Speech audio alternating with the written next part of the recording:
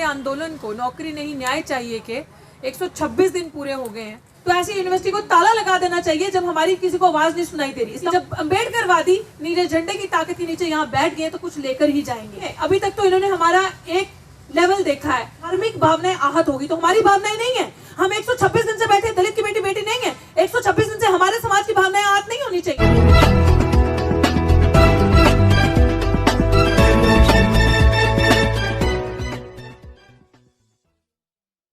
पहले तो जितने भी मीडिया कर्मी आज हमारे बीच में आए हैं, आज हमारे आंदोलन को नौकरी नहीं न्याय चाहिए के 126 दिन पूरे हो गए हैं।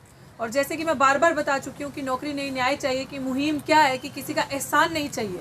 हमारे अंदर पोटेंशियल है, कैपेबिलिटी है, हम इस लायक हैं कि हम अपनी नौकरी खुद ले सकते हैं, हमें किसी की भीख की जरूरत नहीं है। लग रहा है यूनिवर्सिटी के अंदर कोई है ही नहीं, एडमिनिस्ट्रेशन के अंदर कोई है ही नहीं, तो यूनिवर्सिटी हमारी है। तो यूनिवर्सिटी ऐसा लग रहा है वीरान पड़ी है, तो ऐसी यूनिवर्सिटी को ताला लगा देना चाहिए जब हमारी किसी को आवाज नहीं सुनाई दे रही। इसका मतलब अंदर लोग नहीं रहते। तो तब हमने स्ट्रैटेजी बनाई, तब हमने ये चीजें सोची कि क्या किया जाए ऐसा कि क्या सिचुएशंस रहेंगी कि अभी 126 दिन हो गए और 126 दिन के अंदर कोई रिजल्ट नहीं आया। और यही चीज प्रोफेसर साहब से भी जब डिस्कशन हुआ कि 126 दिन से चल रहे हैं हम अनडिफिटेड, एक दिन पे 1 इंच भी हमारे हौसले डगमगाए नहीं, हम डगमगाए नहीं। हम वैसे ही हमारा डिटर्मिनेशन डेडिकेशन है कि हमें पता है कि जब अम्बेडकरवादी नीले झंडे की ताकत के नीचे यहाँ बैठ गए तो कुछ लेकर ही जाएंगे। लेकिन हमें ये एहसास हुआ आज कि अगर हमने इन्हें, अभी तक तो इन्होंने हमारा एक लेवल देखा है कि हम हमारे हाथ, जैसे मैं बार बार कहती हूँ, संविधान ने बांधे हैं पीसफुल तरीके से। एक ही हमारे पास विकल्प है, पीसफुल तरीके से अपनी एजिटेशन को करना और चुप करके अपनी मांग करते रहना, इनसे स्टेप बाय स्टेप चलते रहना। लेकिन हमें नहीं लगा कि इन्होंने, हमारे सामने बहुत सारे आंदोलन लगे थे यहाँ पे जो कि इन्होंने उठा लिए। डीन ऑफ कॉलेजेस खुद चल के आए उनकी मांगे सुनने के लिए, क्या मांगी थी, और 2-2, 3-3, 4-4 दिन के अंदर उनके आंदोलन हट गए।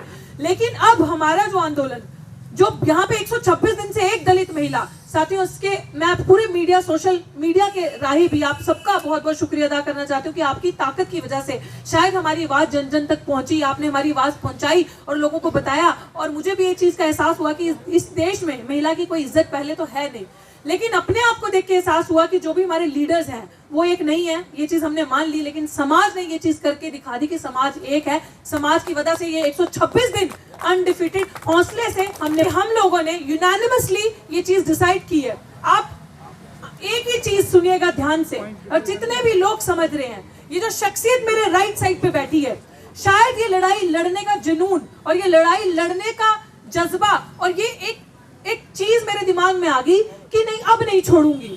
क्योंकि ये भी एक प्रोफेसर है, डॉक्टर सविता रॉय, क्रिमिनल सविता रॉय मैं कहूंगी, वो भी एक प्रोफेसर है। आप सोचिए कि वो एक प्रोफेसर और ये एक प्रोफेसर, फर्क देखिए कि यही डीसीपी एक फर्जी, मेरे लिए वो एफआईआर फर्जी थी, मैं कोर्ट में मौजूद थी। धार्मिक भावनाएं आहत होगी, तो हमारी भावनाएं नहीं है। हम 126 दिन से बैठे, दलित की बेटी बेटी नहीं है। 126 दिन से हमारे समाज की भावनाएं आहत नहीं होनी चाहिए।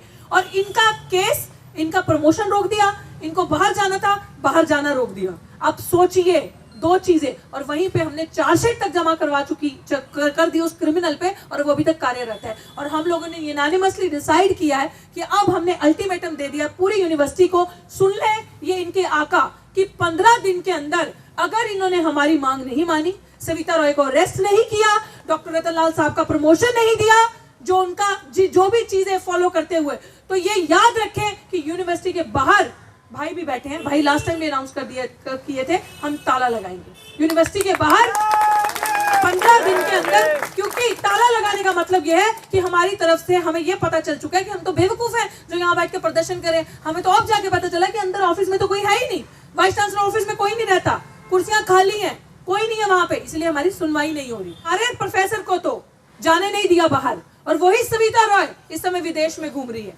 और वो किस आधार पर, वकील साहब बताएंगे, हमारे पास पूरा सबूत है। यूनिवर्सिटी के लोगों ने ही हमें सबूत भेजे हैं, उनके हमें सबूत भेजे और दिखाया है कि मैडम एक प्रोफेसर पे खाली, रतनलाल साहब पे खाली एफआईआर थी और उनका बाहर नहीं जाने दिया, उनको लेक्चर देने बाहर जाना था। और उस औरत पे चार्जशीट जमा है और वो भी विदेश में है। और पुलिस ने कैसे उन्हें भेजा, वीजा कैसे क्लियर हुआ, कैसे वो विदेश में बैठी है, ये यूनिवर्सिटी भी रिप्लाई देगी, ये पुलिस भी बताएगी। तो